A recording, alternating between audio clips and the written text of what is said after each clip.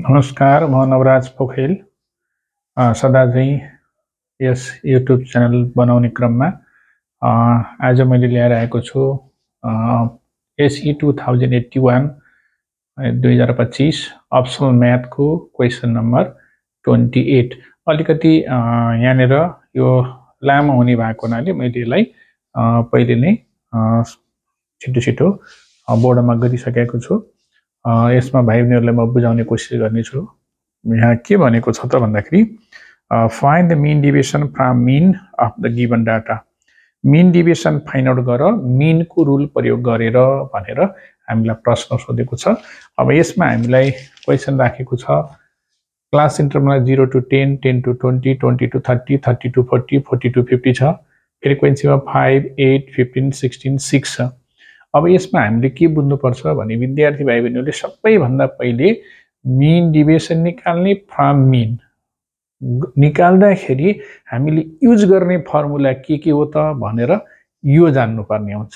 अब यसमा यो हेरेर हामीले के निकाल्ने, प्रायः विद्यार्थीहरू स्ट्याटिक्समा झुकिन्छन्। के निकाल्ने त भन्दाखेरि x बार यहाँ देख्दा बित्तिकै हामीले एफएम निकालेर x bar equal to sigma FM upon n निकालेको हुनुपर्छ भन्ने हामीले यहाँ बुझ्नु पर्यो। अनि m देख्दा बित्तिकै मिड भ्यालु निकालेको हुनुपर्छ भनेर बुझ्नु पर्यो। अनि mid value minus x bar को मोडुलस किन राख्यो त भन्दाखेरि हामीले सबट्र्याक्ट गर्ने बेलामा कहिलेकाहीँ नेगेटिभ आयो भने त्यसलाई पोजिटिभ बनाउने काम गर्ने भएको हुनाले यो मोडुलस साइन राखिएको फर्मुला अनुसार। अनि m माइनस x बार को मोडुलसलाई f भन्ने फ्रिक्वेन्सी भ्यालुले मल्टिप्लाई गरेको छ है, मल्टिप्लाई गरेको छ। फ्रिक्वेन्सी भनेको यो f हो। अब मल्टिप्लाई गरिसकेपछि आएको भ्यालुको समलाई सिग्माले रिप्रेजेन्ट गरिन्छ। Sigma f modulus m minus x बार भनेर लेखिन्छ। यहाँ मैले यहाँ टोटलिङ गरिसकेको छु, 472 आएको छ। भाइ बहिनीहरूले क्याल्कुलेटर युज गरेर पनि गर्न सक्छौँ। अब यसरी यिनी सबै कोठाहरूमा हामीले निकाल्नुपर्ने भ्यालु निक्लिसकेपछि अब हामीले लास्टमा यो फर्मुला युज गरेर एन्सर निकाल्न सक्छौँ। यसबाट भाइ बहिनीहरूले के बुझ्नु पर्यो भन्दाखेरि मेन कुरो फर्मुला। यो फर्मुला जानिसकेपछि x बार भनेपछि सिग्मा एफएम अपन n निकालेको, त्यसकारण यहाँ एफएम चाहियो। यो f र m को प्रोडक्ट को सम चाहियो है। यो कुराहरू बुझेको हुनुपर्छ। m देख्दा बित्तिकै मिड भ्यालु पनि निकालेको हुनुपर्छ भन्ने बुझ्न सक्नु पर्यो। अनि m माइनस x बारलाई f ले मल्टिप्लाई गरिसकेपछि आएको भ्यालुको समलाई sigma f modulus m minus x bar लेखिन्छ भन्ने बुझ्न सक्नु पर्यो। अनि लास्टमा हामीले mean deviation equal to sigma f modulus m minus x bar upon n भन्ने फर्मुला युज गर्यो भने 9.44 हाम्रो एन्सर भनेर निकाल्न सक्छौँ। यसै गरी अब अर्को क्वेसन राख्ने क्रममा क्वेसन नम्बर 29 तिर लाग्नेछौँ। त्यसै गरी क्वेसन नम्बर 29 गर्ने क्रममा find the coefficient of variation from the given data भनेर हामीलाई प्रश्न दिएको छ। मैले यहाँनिर लाइनहरू पहिले नै कोरेर ठिक्क पारिसकेको छु। क्वेसन हामीलाई यसरी दिएको हुन्छ एक्जाममा। अनि कोएफिसिएन्ट अफ भेरिएसन निकाल भनेर सोधेको छ एसई 2081 मा। अनि यसमा हामीले के बुझ्नु पर्यो भने पहिला हामीले स्ट्यान्डर्ड डेभिएसन निकालेको हुनु पर्यो, अनि मात्रै हामीले कोएफिसिएन्ट अफ भेरिएसन निकाल्न सक्छौँ भन्ने कुरा बुझ्नु पर्यो। अब स्ट्यान्डर्ड डेभिएसन निकाल्नको लागि फेरि के गर्ने त भन्ने कुरा आयो। फेरि अब स्ट्यान्डर्ड डेभिएसन निकाल्ने बेला फर्स्ट अफ अल विद्यार्थीले यो फर्मुला जानेको हुनु पर्यो। यो फर्मुलाबाट अब कुन कुन कोठाहरू तान्ने है, कसरी भ्यालु निकाल्ने भन्ने बारेमा बुझ्नु पर्यो। यसकारण पहिला हामीलाई के छ त एफएम सिग्मा एफएम भनेपछि पहिला मिड भ्यालु निकालेको हुनु पर्यो है। अनि यो f र m लाई यो नम्बर अफ स्टुडेन्ट भनेको f भयो, यो हाम्रो f भयो। यो f र m लाई मल्टिप्लाई गरेर एफएम निकालेको हुनु पर्यो। अनि यहाँनिर आउने भ्यालुलाई हामीले के भन्छ त भन्दाखेरि सिग्मा एफएम भन्छ। अहिले यहाँनिर अङ्क राख्नु बाँकी छ। अहिले राखौँला। मैले यहाँनिर पहिला कसरी कुन कुन कोठा बनाउने के भ्यालु निकाल्ने भन्ने विद्यार्थीले यसरी सिक्नुपर्छ भन्ने उद्देश्य अनुसार मैले यसरी बनाइदिएको छु। अनि यसमा सिग्मा एफएम भनेपछि पहिला हामी एफ दिएकै छ, एम मिड भ्यालु निकाल्ने, अनि एफ र एमलाई मल्टिप्लाई गरेर एफएम आउँछ, त्यसैको समलाई सिग्मा एफएम भनिन्छ। अब फेरि अर्को आयो यहाँनिर सिग्मा एफएम स्क्वायर भनेपछि एम को स्क्वायर भनेपछि यहाँ जति जति भ्यालु आएको छ त्यसैको स्क्वायर गर्ने, अनि यो जुन हाम्रो एफ र एम स्क्वायर को भ्यालुलाई मल्टिप्लाई गर्यो भने फेरि एफएम स्क्वायर आउँछ, अनि यसैको समलाई फेरि हामीले के भन्छ त सिग्मा एफएम स्क्वायर भन्छ। एन भनेको नम्बर अफ स्टुडेन्टको सम भइहाल्यो 30। अब यो फर्मुला युज गरिसकेपछि मात्रै हामीले कोएफिसिएन्ट अफ भेरिएसन निकाल्न सक्छौं भन्ने कुराहरू बुझ्नु पर्यो। अब विद्यार्थीहरूले के बुझ्नु पर्यो भने कोएफिसिएन्ट अफ भेरिएसन निकाल्ने बेला पहिला एसडी निकालेको हुनुपर्छ। एसडी निकाल्दाखेरि हामीले के लाइन खिचेको हुनु पर्यो, के भ्यालु पत्ता लगाउनु पर्यो भन्ने कुराहरू फर्मुला चाहिँ याद गर्नु पर्यो है। त्यही फर्मुलाको आधारमा यिनी भ्यालु चाहिँ निकालिसकेपछि मात्रै हाम्रो एसडी आउँछ भन्ने बुझ्नु पर्यो। ल अब हामी मिड भ्यालु निकालौं। मिड भ्यालु निकाल्ने मलाई थाहा छ 0 to 6, 0 र 6 जोडे 6 भयो, 6 को हाफ कति भयो त 3, यसरी हामीले 3 निकाल्ने भयो। अनि त्यसैगरी 6 + 12 18 भयो, 18 को 9 भयो।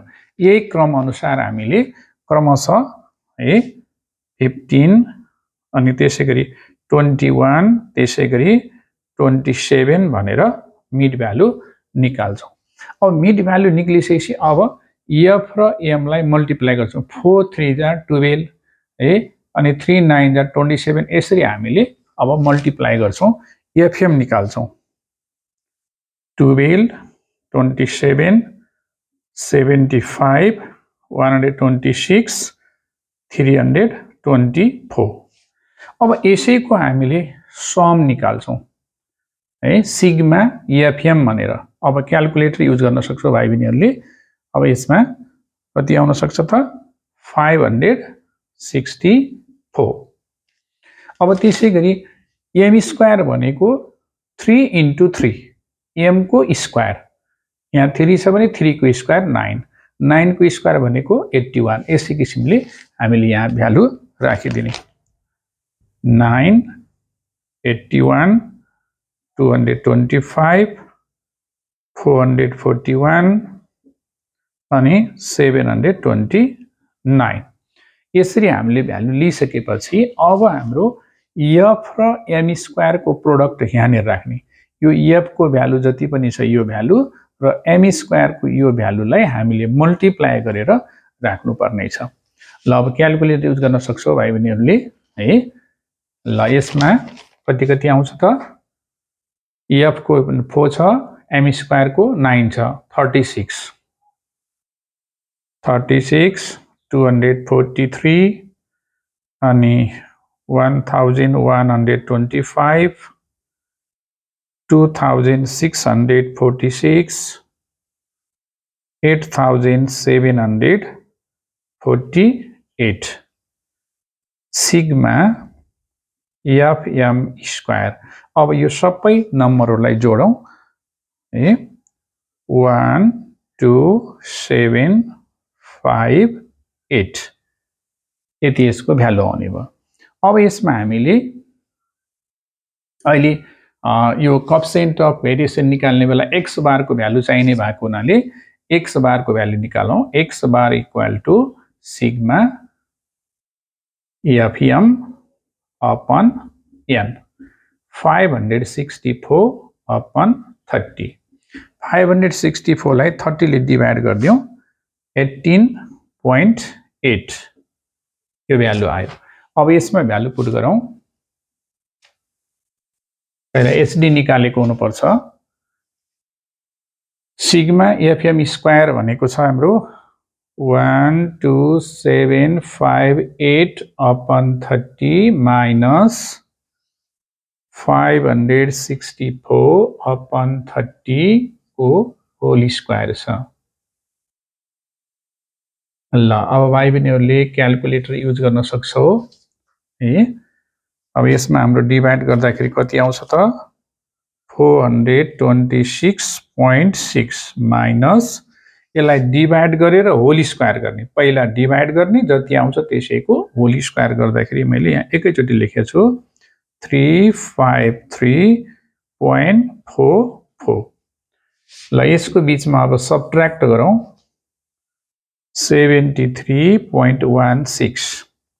यसको स्क्वायर रुट निकालौँ 8.55। ल अब हाम्रो coefficient of variation निकालौँ।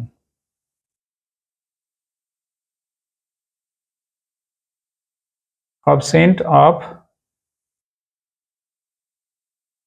Variation equal to SD upon x bar times 100% भन्ने हाम्रो फर्मुला हो। HD भनेको 8.55 अपन x बार भनेको 18.8 टाइम्स 100%। ल भाइ बहिनीहरूले यसलाई क्याल्कुलेटर युज गरेर गर्न सक्छौ है। यो पोइन्ट हो, डेसिमल हो है। ल अब यसैलाई हामीले सल्भ गर्यो भने कति आयो त 45.47%। ल यसरी हामीले निकाल्न सक्छौं। अब भाइ बहिनीहरूलाई यो कोएफिसिएन्ट अफ भेरिएसन निकाल्न भनेर आयो भने हामीले सबैभन्दा पहिले एसडी निकाल्नु पर्छ। एसडी निकाल्नको लागि हामीले कुन कुन कोठाहरू कति तान्ने, त्यसको भ्यालु के निकाल्ने भन्ने बारेमा बुझ्नु पर्यो। पहिला मिड भ्यालु निकाल्नु पर्यो, अनि एफएम निकाल्नु पर्यो किनकि यहाँ एफएम छ, अनि यहाँ एम स्क्वायर भएपछि एम स्क्वायर निकाल्नु पर्यो है। अनि त्यसैगरी एफएम स्क्वायर छ अनि एफएम स्क्वायर निकाल्नु पर्यो, त्यसको सम गर्यो भने सिग्मा भयो है। अनि यसरी हामीले नि सम्पूर्ण भ्यालु निकालिसकेपछि एक्स बारको भ्यालु निकाल्ने, मिन निकाल्ने। किनभने हामीलाई यहाँनिर मिनको आवश्यकता पर्ने भने हामीले पहिले नै मिन निकालिदिएको X bar equal to sigma FM upon N गरेर हामीले 18.8 ल्याएका छौँ। अब स्ट्यान्डर्ड डेभिएसन निकाल्ने बेलामा हामीले यो फर्मुला युज गरेर यो भ्यालु निकाल्ने, अनि कोएफिसिएन्ट अफ भेरिएसन निकाल्ने बेलामा एसडी अपन एक्स बार टाइम्स 100% भन्ने फर्मुला युज गरेर 45.47% भनेर यसको एन्सर ल्याउन सक्छौं। ल त भाइ बहिनीहरूले यसलाई हेरेर धेरैभन्दा धेरै ज्ञान हासिल गर्नेछन् भन्ने मैले मनमा लिएको छु। र जो नयाँ भाइ बहिनीहरू हुनुहुन्छ उहाँले लाइक, सब्स्क्राइब, सेयर गर्न नभुल्नुहोला। पुरानो भाइ बहिनीहरूले लाइक र सेयर गर्न नभुल्नुहोला र राम्रोसँग अध्ययन गर्नुहोला। र आगामी दिनहरूमा अरू क्वेसनहरू पनि क्रमशः राख्नेछु, हेर्न नछुटाउनुहोला भन्दै अहिले बिदा हुन चाहन्छु। अहिलेलाई यति नै।